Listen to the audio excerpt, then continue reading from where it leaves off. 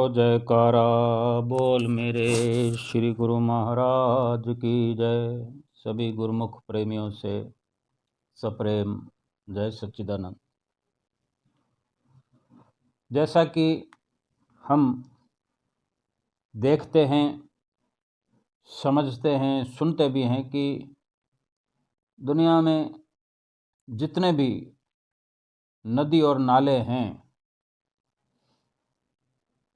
वो समुद्र में जाकर गिरते हैं, मिलते हैं।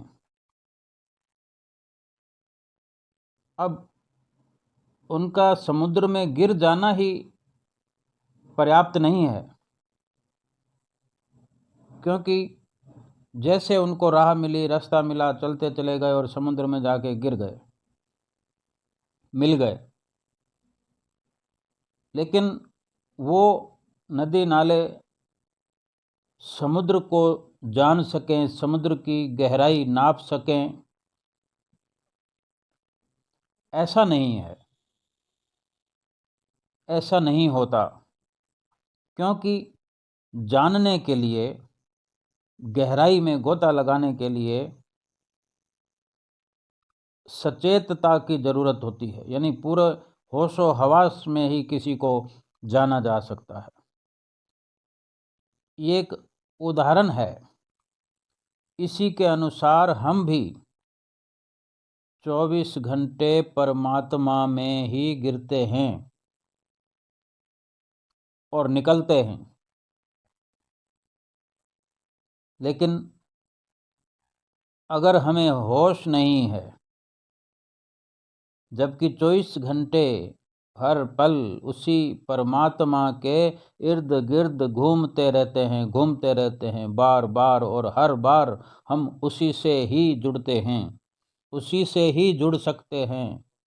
भले हम दुनिया से जुड़ते रहें, लेकिन जुड़ना तो परमेश्वर से ही कहलाता है हमारा, क्योंकि सच्चा जोड़ ही आत्मा और परमात्मा का यही है। लेकिन जुड़कर भी, जैसे कि हम श्वास लेते हैं, हर एक श्वास उसी परमात्मा के साथ मिलती है जाकर, और उसी में से हर श्वास वापस लौट कर आती है। हम इंसान समझकर, शरीर समझकर तो श्वास नहीं ले सकते, ना छोड़ सकते हैं। जो वास्तविकता है,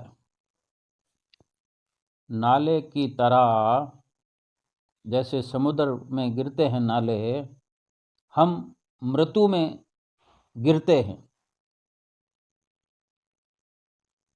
तो वो भी कहीं ना कहीं तो परमात्मा की ओर ही जाना कहलाता है। फिर हर जन्म में भी उसी से फिर वापस आना होता है। लेकिन उसकी तवज्जो नहीं है। हमारी सुरती जो है भटकी हुई है, उस परमात्मा के साथ हैं हम, वो परमात्मा हमारे साथ है, लेकिन फिर भी परमात्मा की सोझ ही नहीं है हमें।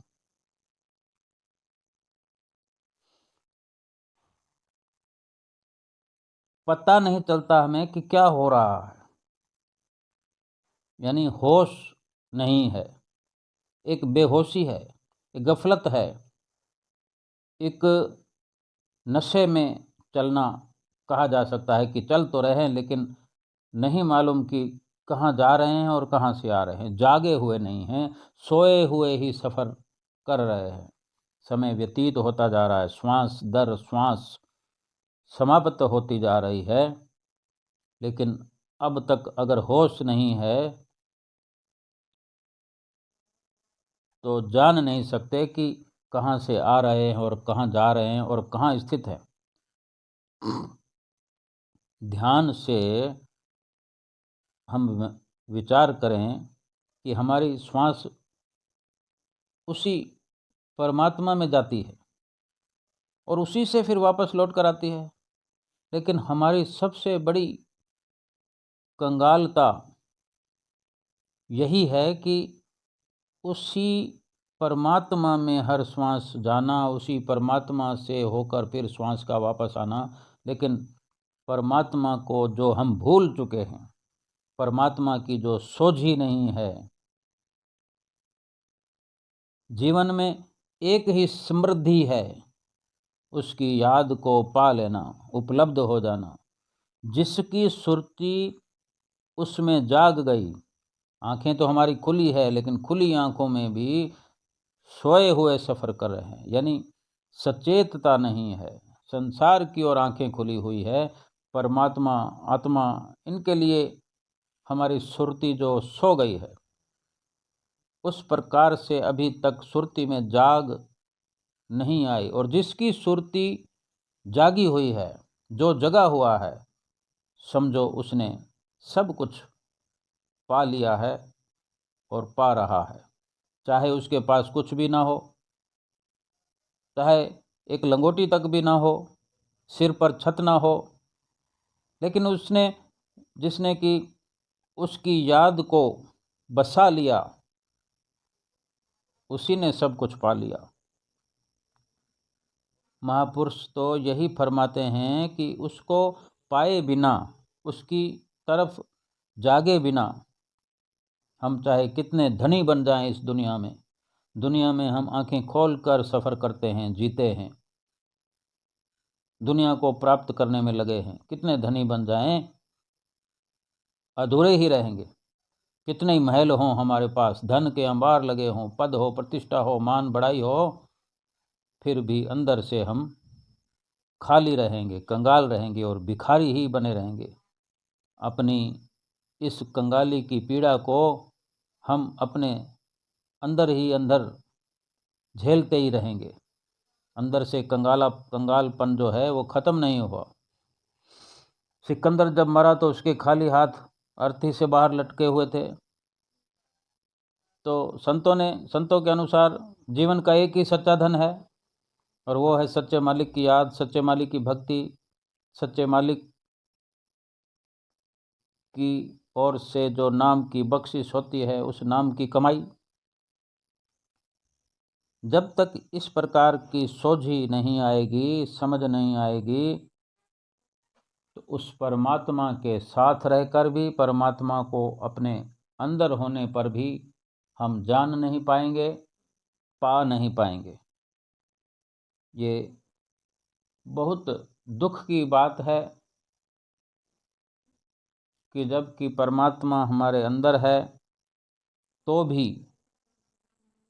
हमें जानकारी नहीं है, हम जानना चाहते नहीं, आंखें खोलना चाहते नहीं। महापुरुष जगा रहे हैं, फिर भी हम सोए हुए हैं।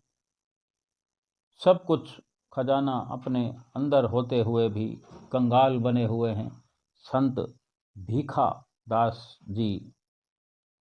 भीखा जी चिताते हैं कि भीखा भूखा कोई नहीं, भीखा भूखा कोई नहीं, सबकी गठड़ी लाल, झाती मार ना देखदा, तिस विद भया कंगाल।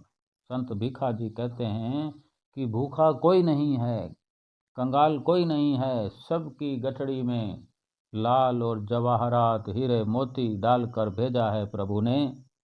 लेकिन ये जीव, ये इंसान अंदर नज़र मारकर देखता ही नहीं, इसलिए हर वक्त कंगाल बना रहता है, दिवालिया हुआ रहता है, दरिद्र बना हुआ है, और पल पल कुछ न कुछ एकत्र करने के लिए कुछ न कुछ मांगता रहता है, प्रयास करता रहता है।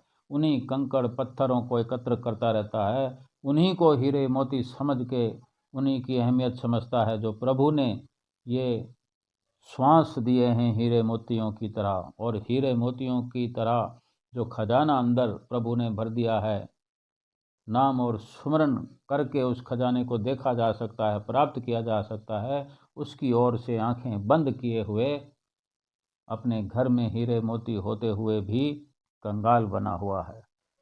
अगर कोई झोंपड़ी में भी रहता है अगर एक समय भी खाता है वो शरीर का भोजन है, लेकिन जीवात्मा तो जाने कब से भूख से छटपटा रही है, जिसको केवल और केवल मालिक के नाम की भूख लगती है। खाना शरीर खाता है, आत्मा की तृप्ति नहीं होती। आत्मा की तृप्ति जब होती है जब प्रभु नाम के गीत गाए जाएं, हृदय मंदिर के अंदर प्रभु नाम की ज्योत जगाई जाए, उसकी महिमा 24 घंटे होती रहे, अंदर में मालिक के कुल का जिक्र होता रहे, उसकी याद बनी रहे रोम रोम में, तब वास्तव में ये होश आना कहलाया जाएगा, आँख का खुलना कहलाया जाएगा कि आँख खुल गई है और असली तत्व को जान सकता है ये जीव। इसी प्रकार इस समझ को अपनाते हुए अपने आप को पहचानना जरूरी है, उस परमात्मा को जानना जरूरी है।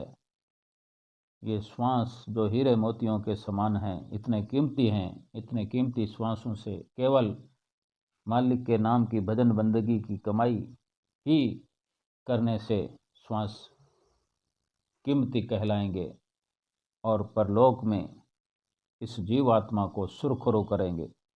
बोलो जयकारा बोल मेरे श्री गुरु महाराज की जय।